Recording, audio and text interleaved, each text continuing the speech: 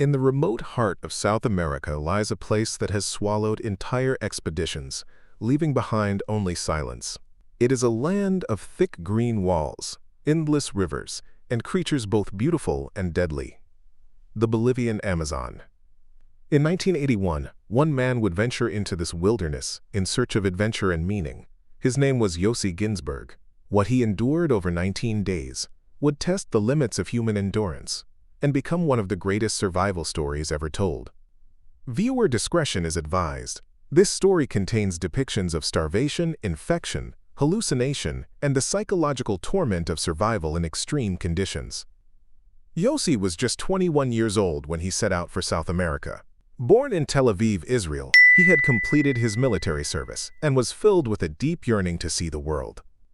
Like many young Israelis, he set off with a backpack, chasing not just travel, but transformation.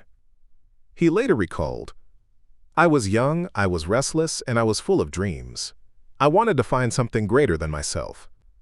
The Amazon was this great, mysterious unknown that called to me. In La Paz, Bolivia, Yossi found himself surrounded by vibrant markets, colonial streets, and a city buzzing with travelers. It was there, in a chance encounter, that fate intervened. He met Marcus Stam, a kind-hearted Swiss schoolteacher, quiet but thoughtful. Soon after, he connected with Kevin Gale, a rugged American photographer eager to capture the wild through his lens. But the most influential meeting was with Karl Ruprechter, an Austrian with charisma and stories that could light up a room. Karl spoke of hidden gold, uncontacted tribes, and secret expeditions. He claimed to know the Amazon better than anyone. Yossi was enthralled. Karl had this incredible way of speaking. He made you believe the impossible was within reach, and I wanted to believe it. The group agreed to follow Karl on an expedition deep into the Bolivian Amazon. Their supplies were minimal: machetes, a shotgun, a bit of food, and the clothes on their backs. They carried dreams far heavier than their packs. The first days were intoxicating. Birds with colors brighter than jewels darted through the canopy. The sound of howler monkeys echoed through the green cathedral of trees. The men laughed, told stories, and believed they were adventurers on the cusp of discovery. But the jungle is patient, and soon it would show its true face.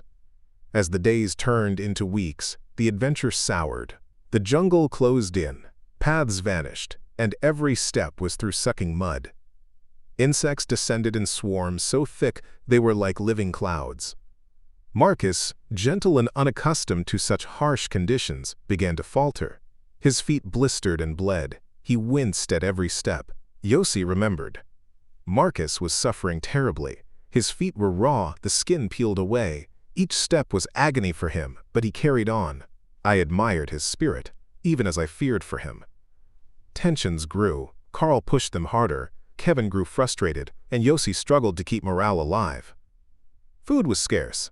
They gathered wild fruits, dug up roots, and occasionally caught small animals. But hunger gnawed at them, a constant shadow. By the third week, the group had reached a breaking point. The jungle was unrelenting, and the men began to doubt Karl. His grand promises of hidden tribes and rivers of gold seemed more like fantasy than reality. Yossi reflected. Karl always seemed so confident, but when we pressed him, his answers grew vague. I started to wonder if he knew the jungle at all. Kevin, skilled and pragmatic, wanted to follow the rivers downstream. Karl insisted the only way forward was to press deeper into the unknown. Marcus wanted nothing more than to turn back. The seeds of division were sown. The next morning, Karl proposed a desperate plan: build a raft and ride the river downstream. The men gathered logs and vines, fashioning a crude vessel. For Yossi and Kevin, it seemed like a way out. For Marcus, it was a death sentence. His blistered feet couldn't endure wet conditions. A painful decision was made. Yossi and Kevin would take the raft. Marcus, unable to continue, would return with Karl on foot. "It was the last time I saw Marcus," Yossi later said, his voice heavy. "He turned and disappeared into the jungle with Karl. I never saw either of them again." Their fate remains a mystery to this day. The raft marked the turning point. The fragile brotherhood had shattered. Two men vanished into the jungle's embrace, never to be seen again. Two others pushed forward into the river's wrath. unaware that an ordeal beyond imagination was about to begin. For Yossi Ghinsberg, the jungle had only begun to bare its teeth. The morning mist clung to the river as Yossi and Kevin prepared to launch the raft. It was nothing more than a bundle of logs lashed with jungle vines, but it was their last chance at escape. The river, wild and unpredictable, stretched before them like a silver serpent winding through the endless green. Yossi later wrote, "The raft was crude, but it was hope. The current would take us, and maybe, just maybe, it would carry us out of the jungle." Marcus and Carl stood on the bank, watching silently. Marcus looked pale and worn, his feet bandaged, his spirit nearly broken. When the raft slipped into the water, Yossi waved. Marcus managed a weak smile before he and Carl disappeared into the trees. It was the last time anyone would ever see them alive. At first, the raft drifted gently. The men laughed nervously, relieved to be free from the mud and endless swarms of insects. The river, they thought, would be their salvation. But the Amazon is never merciful for long. The water quickened, swelled, and soon turned into violent rapids. The raft shuddered, slammed against rocks, and spun uncontrollably. Kevin shouted instructions, but the current was deafening. Yossi recalled. "Suddenly we were in the rapids. The river roared like thunder. The raft smashed against a rock and splintered beneath us. I was thrown into the water, sucked under, spun around like a leaf." When he surfaced, Kevin was nowhere in sight. The raft had disintegrated. The river had swallowed them whole and spat Yossi out onto its muddy banks, alone. Coughing, gasping, Yossi dragged himself to the shore. His body trembled with exhaustion. He shouted Kevin's name again and again, but the jungle only echoed back silence. For the first time, he understood the full truth. He was utterly, completely alone. No food, no map, no compass. Just the endless green walls of the Amazon stretching in every direction. He later described the moment. "The silence was crushing. I screamed for Kevin until my voice broke, but there was nothing. I realized then that the jungle doesn't care if you live or die. You are nothing to it." That first night was a descent into primal fear. With no fire and no shelter, Yossi curled beneath a tree, trembling in the darkness. The sounds of the jungle grew louder. Howler monkeys screaming like demons, unseen insects buzzing against his skin, and worst of all, the guttural growl of a jaguar somewhere nearby. Yossi later confessed, "I lay there paralyzed, every sound magnified 100 times. The jungle is alive at night. It breathes, it hunts, it devours. I had never felt so small." Sleep was impossible. He clutched a stick like a weapon, though he knew it was useless. He counted the hours until dawn, praying for light. When daylight broke, Yossi staggered to his feet. His stomach screamed with hunger, his throat raw with thirst. He scavenged what he could, tiny berries, a few palm nuts, even termite mounds. But the Amazon is deceptive. Many fruits were poisonous. Yossi described one attempt. "I found these small berries. They looked so inviting. I ate them, and within minutes my stomach twisted in agony. I vomited until I collapsed." Even water was dangerous. Streams teemed with parasites. He drank anyway, knowing the risk, because thirst was unbearable. Days blurred into one another. Yossi's feet, soaked from constant mud, began to rot. Blisters peeled open into raw wounds. His skin broke into rashes from insect bites, and leeches clung to him relentlessly. One night he woke screaming as a swarm of fire ants crawled across his body, biting until his skin swelled in angry red welts. He tore at them desperately, rolling in the mud. The ants were everywhere, in my hair, in my ears, on my tongue. I wanted to die in that moment, just to escape them. His body was breaking down piece by piece. But the jungle wasn't done with him yet. Starvation and exhaustion soon gave way to hallucinations. Yossi began to imagine companions walking beside him, comforting him, guiding him through the forest. Most haunting of all was the vision of a beautiful woman who seemed to care for him like an angel. He wrote, "She was so real. She held my hand, she smiled at me, she gave me strength. But when I looked again, she was gone. Only the jungle remained." Reality and fantasy blurred. Yossi no longer trusted his own senses. The days dragged on. Yossi stopped counting after a while. Every moment was survival, searching for food, avoiding predators, and simply enduring. His mind oscillated between determination and despair. he later admitted. I thought about lying down and letting it end, just closing my eyes and never waking up. But then I would think of my family, of home, and somehow I kept moving. At night, he dreamed of food, bread, fruit, feasts with friends. But every morning he woke in the same nightmare. By the end of the first week alone, Yossi Ghinsberg had already endured more suffering than most could imagine. His raft was gone, his friends vanished, his body breaking apart. Yet he pressed on, staggering deeper into the Amazon with only a fragile thread of willpower keeping him alive. The true ordeal, the battle for both his body and his sanity, was only beginning. Each morning, Yossi forced himself to rise from the mud. His legs shook beneath him. His feet were grotesque, swollen, cracked, and covered in sores. Each step sent shocks of agony up his body. He later recalled, "My feet were no longer feet, they were open wounds. Every step was like walking on knives." The jungle floor became torture. Still, he pushed himself to keep moving, knowing that staying still meant death. One morning, as he crossed a shallow swamp, Yossi felt his skin crawling. Looking down, he saw dozens of black leeches clinging to his legs, sucking his blood. He clawed at them desperately, tearing them off, his hands slick with blood and mud, but they kept coming, hiding in the folds of his skin, wriggling back. I felt them feeding on me. They were inside my boots, inside my socks. I pulled them out until my legs were covered in blood. It was endless.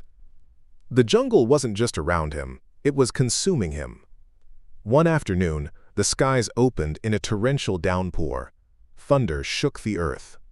Yossi stumbled through sheets of rain, shivering, teeth chattering. He had no fire, no shelter.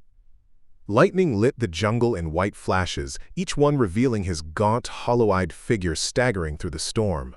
He collapsed into the mud, letting the rain wash over him. I screamed at the sky, I cursed God, I cursed myself. The rain was merciless. It filled my lungs, and I thought, this is how I will die. But when dawn broke, he was still alive. It was around this time that Yossi's hallucinations grew stronger. The most persistent was the vision of a woman, gentle, caring, almost angelic, who walked with him through the jungle. She seemed to comfort him, to whisper encouragements, to hold his hand as he stumbled forward. He wrote, "She was always there. I talked to her. I held her hand. I believed in her completely. She gave me strength when I had none. She was the only reason I kept walking." But every time he looked more closely, she vanished. The jungle offered only emptiness. The insects never stopped. Mosquitoes feasted on his blood until his skin was raw. His body was covered in festering bites and sores. One day he felt something moving under his skin. A parasite had burrowed into his flesh, laying eggs. He dug into his skin with a sharpened stick, screaming as he tore the worm out. It was the most horrific moment. To know something was living inside me, feeding on me. I felt less human, more carcass. The jungle wasn't just killing me, it was devouring me alive. Starvation twisted his mind. He began talking to trees, to animals, to shadows. Sometimes he believed he was back home in Israel, sitting at a cafe. Other times he thought he was already dead. Yet in his most desperate moments, memories of his family pierced through the fog. He clung to visions of his father's face, his brother's laughter. Every time I wanted to surrender, I saw my family. I thought of them, and I told myself, I cannot die here, not like this. Those memories became his anchor, fragile but vital. One day, after nearly 2 weeks alone, Yossi collapsed by the river. His body was skeletal, his ribs showing through his skin. He could barely move. He whispered to himself over and over, I will not die, I will not die. But he admitted later, I was broken. Every cell in my body screamed to give up. I wanted to lie down and vanish. But something inside me, something I can't explain, kept me alive. It was no longer survival of the body, it was survival of the spirit. At night, predators stalked him. He heard the hiss of snakes, the growl of jaguars, the rustle of unseen hunters in the brush. He was too weak to run, too frail to fight. And yet, somehow, he was spared. As if the jungle wanted him to suffer, not to die. He wrote, The jungle didn't want to kill me quickly, It wanted to break me, to peel me away layer by layer until I was nothing but willpower. By now, Yossi had been alone for more than 2 weeks. His body was broken, his mind haunted by visions. He was more dead than alive. And yet impossibly he endured. The Amazon had consumed nearly everything, but not the flicker of human will that burned inside him. The question was, how much longer could that flame survive? When the raft splintered in the rapids, Kevin Gale was also thrown into the chaos. Unlike Yossi, he managed to cling to a piece of driftwood, battered but alive. He fought the current for hours, dragged downstream, slammed against rocks, lungs burning with exhaustion. Eventually, he crawled onto the bank, bruised and bleeding but alive. Unlike Yossi, Kevin had a gift: resilience and survival instincts honed through his passion for exploration. He fashioned makeshift gear, kept his camera safe, and began the brutal trek back towards civilization. Days later, Kevin stumbled upon local Bolivians deep in the jungle. Speaking limited Spanish, he convinced them of the dire situation. His friend was still lost, somewhere out there, alone. The villagers gave him food, shelter, and the chance to regain his strength. But Kevin's thoughts were consumed by Yossi. He could not abandon him. One villager remembered Kevin's plea. He kept saying, my friend, he is still in the jungle. He would not stop." Kevin made it back to the small town of Renebach, where he raised the alarm. He begged for boats, guides, anyone willing to help. At first, the locals were skeptical. Many believed no one could survive alone in the jungle for so long. But Kevin refused to give up. "I couldn't leave him out there. I knew Yossi was still alive. I could feel it. And I was going to find him." Eventually, he persuaded 2 men, Abelardo and Tico, skilled river navigators, to join the search. Together, they set off in a small motorized canoe, combing the rivers where Yossi might be. Meanwhile, Yossi was reaching his breaking point. It had been nearly 3 weeks since he was separated from Kevin. His body was skeletal, his skin riddled with sores and infections. His mind drifted in and out of delirium. He collapsed by the river, too weak to move. He began to accept that this was the end. "I was lying in the mud, waiting for death. I had no strength left, not even the will to crawl. I whispered goodbye to the world." But in the jungle's cruel paradox, just as he surrendered, salvation was coming. On the 19th day, Yossi heard a faint sound, an unnatural hum. At first he thought it was a hallucination, but it grew louder, the engine of a boat. He lifted his head with the last of his strength. Out of the mist, he saw Kevin standing on a motorboat, scanning the banks.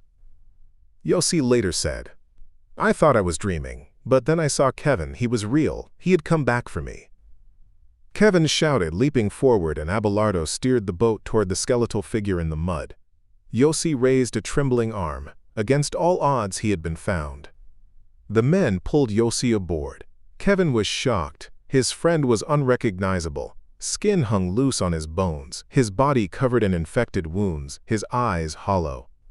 But Yossi was alive, against all logic, against the jungle itself. He had survived. "Kevin saved my life," Yossi would later say. "Without him, I would have been another skeleton in the jungle." They sped back downriver towards safety. The nightmare was over. Back in Renebach, Yossi was treated by locals. He weighed little more than a child, his body ravaged but his spirit unbroken. Slowly, he began to recover. The fate of Marcus and Carl remains a mystery. Search efforts never found them. Some believe they perished within days. Others suspect Carl may not have been who he claimed. The Amazon keeps its secrets. For Yossi, the ordeal changed everything. He later reflected, "The jungle taught me about life and death, about despair and hope. It showed me the edge of existence and what it means to come back." 19 days. Alone, starving, hallucinating, on the edge of death, yet Yossi Ghinsberg survived. Thanks to his unbreakable willpower, and thanks to Kevin Gale's refusal to abandon his friend, one of the greatest survival stories in history was written in the heart of the Amazon. When Yossi was finally safe in Renebach, the reality of what he had endured began to settle in. He had lost nearly 35 pounds in less than 3 weeks. His skin was shredded with insect bites and open sores. He was barely recognizable. Doctors and locals nursed him back to health, feeding him carefully so his body wouldn't collapse under sudden nourishment. For weeks he could not walk more than a few steps without collapsing. And yet, his spirit was not broken. Yossi would later write, "The jungle had tried to break me, but it also gave me the will to survive. I had looked into the abyss, and I had returned." Despite the relief of survival, unanswered questions haunted Yossi and Kevin. What happened to Marcus Stamm, the gentle Swiss teacher who could not keep pace? And Karl Ruprechter, the Austrian who had lured them into the jungle with promises of gold? Search expeditions combed the area for weeks, but no trace was ever found. No bones, no clothing, no evidence. Many believe Marcus perished within days, too weak to endure. Karl's fate is more mysterious. Some speculate he may have known more about the jungle than he admitted, perhaps even surviving longer. But the jungle guards its secrets well. To this day, I don't know what became of them. Sometimes I still hear Marcus's voice in the forest. Sometimes I wonder if Karl led us all into a trap. But the truth is lost in the Amazon. Yossi Ghinsberg. After weeks of recovery, Yossi returned to Israel. His family, who had feared him dead, embraced him as though resurrected. But his mind was restless. He could not forget the jungle. He could not forget the thin line between life and death he had walked. Friends urged him to move on, but Yossi carried the Amazon inside him. He had survived the impossible, and he needed to understand why. In the years that followed, Yossi began writing. He poured his experiences into a book, recounting the nightmare in vivid detail. His memoir, Back from Tuichi, later published internationally as Jungle, became a bestseller. Readers were captivated by the raw power of his story, one of endurance, suffering, and the triumph of will. I did not write to glorify myself. I wrote because I had seen the very essence of survival, and I wanted others to know what it means to be truly alive. Incredibly, Yossi later returned to the Amazon. He did not go back as a victim but as a student, seeking wisdom from the very jungle that nearly killed him. He lived with indigenous tribes, learning their traditions, their knowledge of the land, their harmony with the ecosystem. The jungle is not evil. It is powerful, indifferent, and alive. If you fight it, you will perish. If you learn from it, you may endure. Yossi even joined efforts to protect the rainforest, recognizing the importance of preserving the very wilderness that had tested him. Yossi never stopped seeking meaning in life. He traveled the world, became an entrepreneur, explorer, and motivational speaker. His story was eventually adapted into the feature film Jungle, 2017, starring Daniel Radcliffe as Yossi.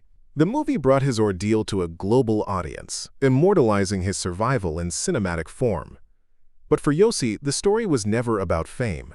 It was about resilience, the reminder that humans can endure even when all odds are against them. The greatest treasure is not gold. It is the strength of the human spirit. Today, Yossi Ghinsberg continues to inspire millions with his lectures and humanitarian work. His survival story is not just about the Amazon.